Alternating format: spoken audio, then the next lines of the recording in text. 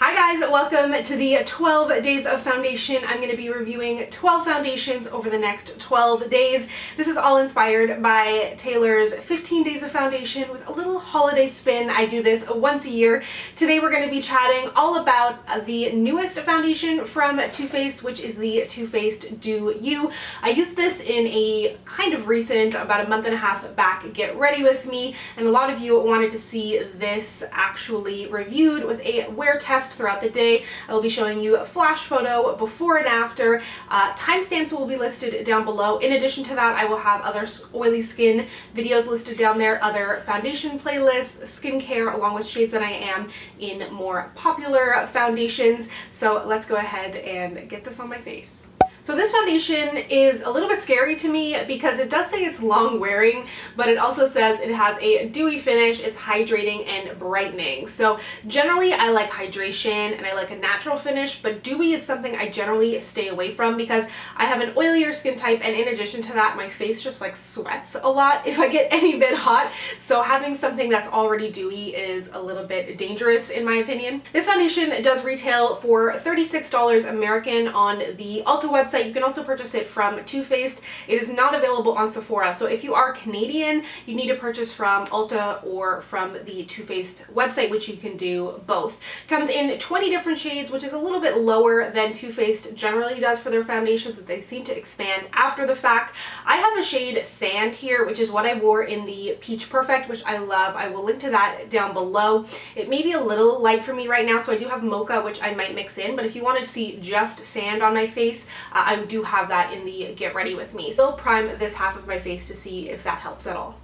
It does have a slight scent. It's described as like a watermelon cucumber, and I would agree. It's nothing too overpowering. I'm gonna use a dense brush just to see how much coverage I can get out of it. And this is just the shade Sand with nothing mixed in. It says it's long wearing. It also says, let me just double check here, I believe it claims to be full coverage. Okay, maybe not on the full coverage side. Doesn't say it there on the Too Faced or Ulta website. I feel like you could also use your fingers with this foundation, potentially.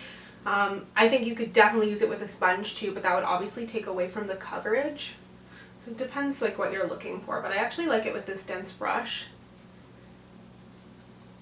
And it says it has good things in there for your skin, like vitamin C as well. I'm just gonna kind of stipple it in, try and get more coverage. I don't want to put too much on my face to build coverage because that will only make it potentially greasier on me. So I think I put out about 3 pumps of the foundation in total. And I'm just going to blend it in here. I think the shade match is pretty good. I also really want to try their Born This Way foundation. Let me know if you have tried that. I've heard great things. I'm obsessed with this concealer. Cannot stop using that. And it claims to have a gel cream texture.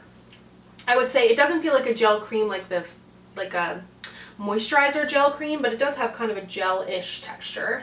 And if I didn't mention it, there's 1.35 ounces of product in there, which is more than the average size of a foundation, which is always nice because it's about the average price of a higher end foundation with more product. So I think it looks quite good. There definitely is a bit of shine to my skin, and nothing super intense, but it definitely does feel still a little bit tacky on my skin. So of course I will be setting everything down. So I'm gonna go ahead and take some flash photos, do the rest of my makeup, and I'll be right back. So I have the rest of my makeup on now. I did a very kind of light looking makeup because I feel like this kind of foundation is not something I would do with like a heavy eye or like a really heavy face of makeup. I got about medium coverage. I definitely wouldn't go any further than that because I do have oily skin and I don't like to put too much foundation on my face. But actually once I have it powdered, it looks much better and I feel much more hopeful than when I just had put it on my face. So I definitely need to set this guy. There's no question about that. So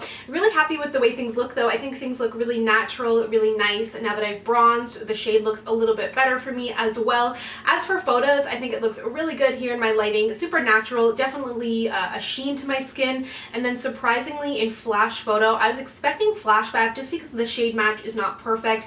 And I don't know why I was just expecting some flashback in there, but I thought it looked pretty good. You can see my body is much more golden than my face, but that's, you know, nothing new around here. And otherwise, I think it looks good. There's no major flashback there. So let's go ahead and see how this all goes. I will check back with you this afternoon in some natural light.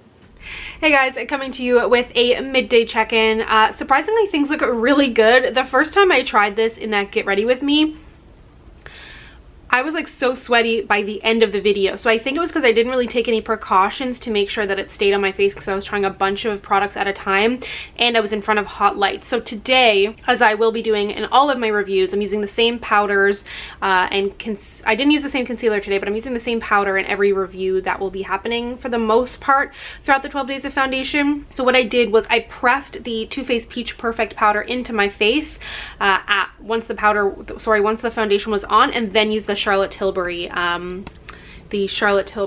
airbrush powder. So I think it looks really good. It's definitely way better than the first time I tried it, which like I said, I didn't really do my normal kind of routine like I would with any other foundation. It definitely has oxidized. I don't know if you can tell, but the shade that it was, it's actually okay that it oxidized, because I needed a little bit more goldenness in it. It was a little bit too yellow initially. It's still matched, but I think it's a better match now. It just does look a little bit dark here along my jawline where I also bronzed there. So I think that it definitely looks good on the skin. I definitely think if you have oily skin, you're gonna need to take some precautions, but I will check back with you at the end of the day. Sorry, I gotta switch arms here again. It's actually the first day of snow here in Toronto and I am not leaving the house, so I'll check back with you in a little bit. Hi guys, I am back. It is the end of the day, and as you can see, or maybe you can't, I don't know, but things have oxidized just slightly. But as I mentioned in my check-in, I think that things still look really, really good.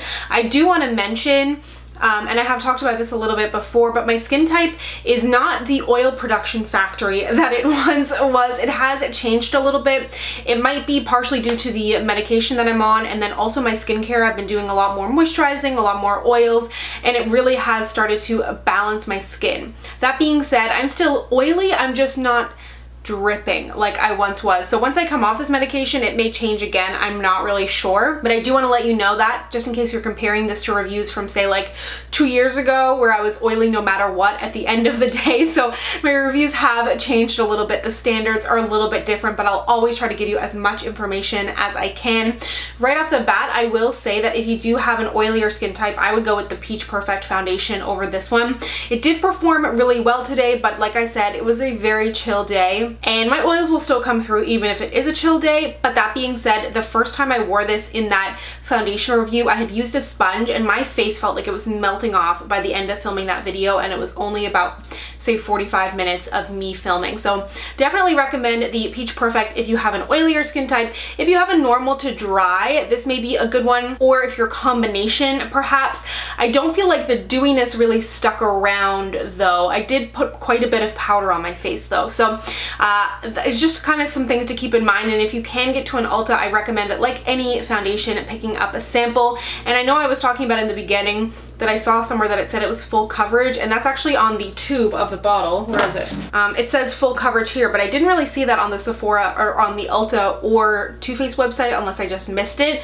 But I don't think that this is full coverage by any means. I think that this is a medium, especially if you have an oilier skin type and you're going to use this. I recommend using light layers, and like I said, I did use a beauty blender to put the Too Faced powder and kind of press it into my skin, and then follow it up with the Charlotte Tilbury powder. And I found that combination of powders has really been helping to create some longevity in the wear, in combination with the fact that my skin is not as oily. So I just want to make sure that you're aware that my skin is not as oily, because you're like, oh my god, it blocked every bit of oil. So there is less oils coming through. But overall, I think I do like this foundation. It's not something that I'm necessarily going to reach for all the time, because I have had kind of differing experience with it. Both times that I've worn it, one time was really good, another time was really, really oily. And it's not the kind of thing that I would reach for if I really wanted to have my makeup last for a very long time. That being said, I do think that this looks good, but I still would reach for the Peach Perfect over this one. So it's just gonna kind of have to depend. The Peach Perfect, I think, also has more shades in it,